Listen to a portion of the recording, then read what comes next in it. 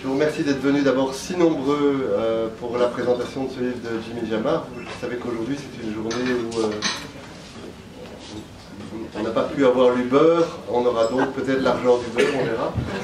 Et vous me laisserez une troisième chance.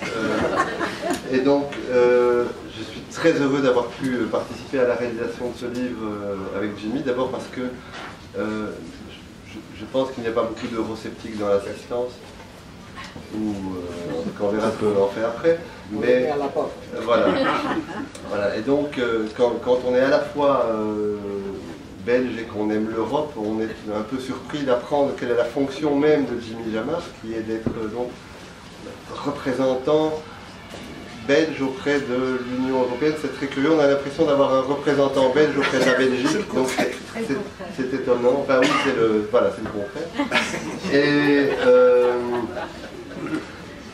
Et donc ce livre qui retrace 2 années de péripéties européennes, je dois dire que la manière dont c'était orchestré m'a un peu interpellé au début. Ça ressemble à un journal finalement c'est très intéressant, ça fonctionne très très bien d'avoir le détail des choses, et pour le détail sur le détail, je vais passer la parole à l'auteur. Vous pouvez le mettre un peu plus fort. Je pense qu'il parle plus fort que moi tous. Voilà, ça va. Voilà. Bonsoir. Vous m'entendez bien au fond de la salle? Oui, tout le monde? Parfait. Bonsoir, merci pour la présentation.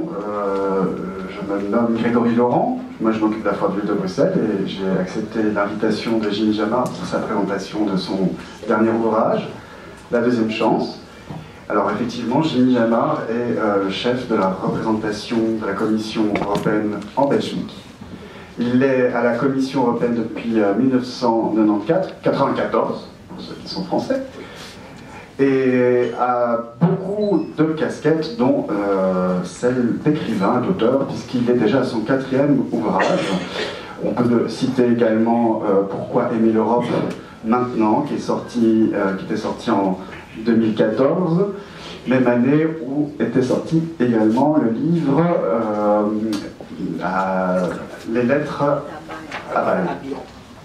Et ensuite, en 2016, Jimmy a sorti Les larmes d'Ulysse. Moi, j'ai effectivement, quand j'ai lu le livre La deuxième chance, je trouvais le portrait d'un monde avec ou sans Europe, ou peut-être un monde, quel serait le monde avec l'absence d'Europe. Jimmy vous livrer un récit qui est personnel sur l'Europe, sous forme d'un carnet intime. C'est une chronologie de 2 années, essentielles et folles, voire dangereuses, 2016 et 2017, qui seront, on le verra, déterminantes aussi pour notre avenir. Vous revenez sur la question des migrants et la crise des réfugiés en Méditerranée, la fermeture progressive des frontières en Europe, une Europe qui se divise aussi de plus en plus.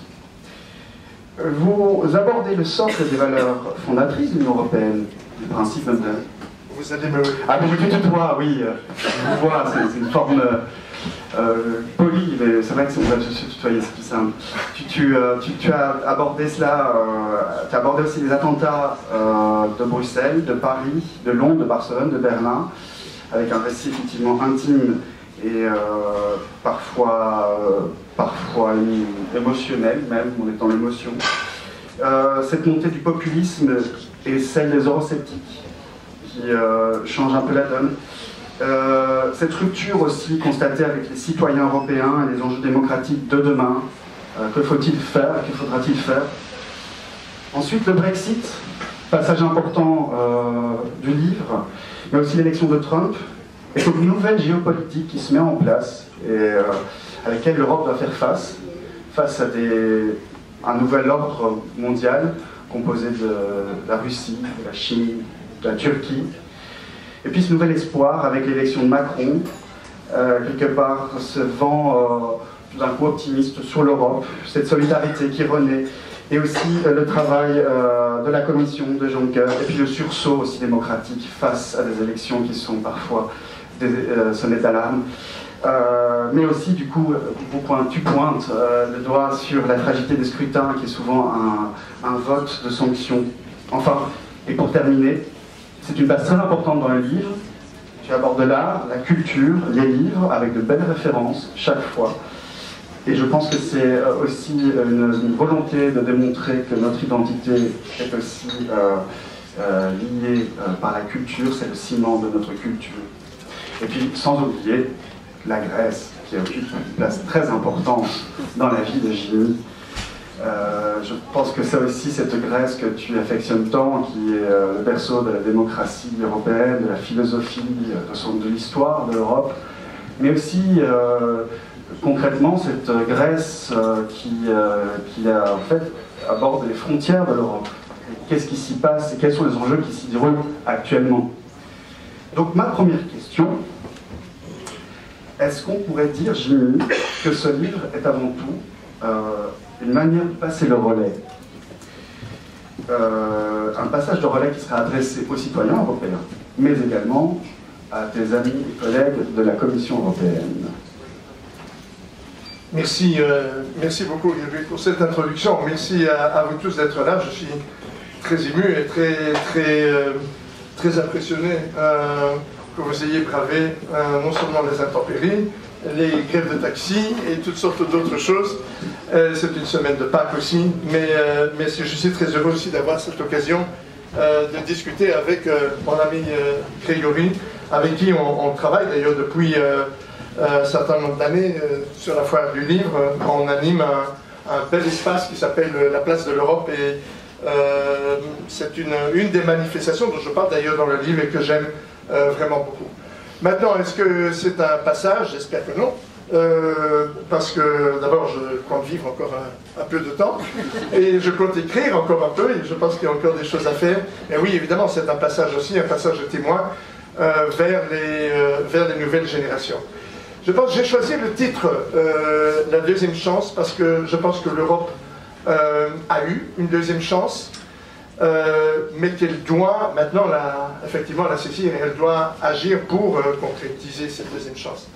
Si on se reporte effectivement dans ce qui s'est passé en 2016, et notamment le Brexit, je dirais qu'au-delà du vote lui-même des Britanniques, il y a un point quand même qui est très important, c'est que ce vote a fait éclater, a fait voler en éclats le mécanisme, le processus, la méthode communautaire qui avait été initiée par Schuman, par Monnet, cette méthode qui consistait à avancer pas à pas, les solidarités de fait, comme a dit Schuman dans son... Et donc, on avait des crises, mais on résolvait les crises, on allait de l'avant, et les crises étaient l'occasion de mettre un nouveau projet politique sur la table. Ça a été le marché intérieur, ça a été l'euro. Et donc le Brexit a cassé cette avancée linéaire de l'Europe. Ça, il ne faut pas se le cacher. Et cette décision des Britanniques a aussi immédiatement ouvert des perspectives à toute une série de personnes, de partis, qui ont cru leur revenu, qui ont dit, mais on a notre occasion pour détricoter ce projet européen. Que ces partis qui se retrouvaient sur cet euroscepticisme, voilà. Et donc, on a vu dans toute la deuxième partie de 2016 se renforcer des partis populistes, des partis extrémistes qui voyaient notamment dans l'alignement des élections au début de 2017 l'occasion rêvée en disant voilà, cette fois-ci c'est notre tour. C'était les élections présidentielles en Autriche qui ont dû être recommencées, c'était les élections législatives aux Pays-Bas, c'était les élections présidentielles et législatives en France, avec en point de mire, bien sûr, donc la mère des élections, dans un certain sens, qui étaient les élections allemandes. Et ils ont vraiment cru, je veux dire, c'était donc quelque chose de relativement fort. Je me souviens d'une chose dont on n'a presque pas parlé, c'était une réunion au mois de janvier 2017 à Koblenz, où tous ces partis se sont retrouvés pour affiner leur stratégie par rapport aux échéances qui allaient venir. Et puis, évidemment, il y a eu l'élection de Trump. Et l'élection de Trump est venue les renforcer, évidemment, dans cette sorte de dynamique.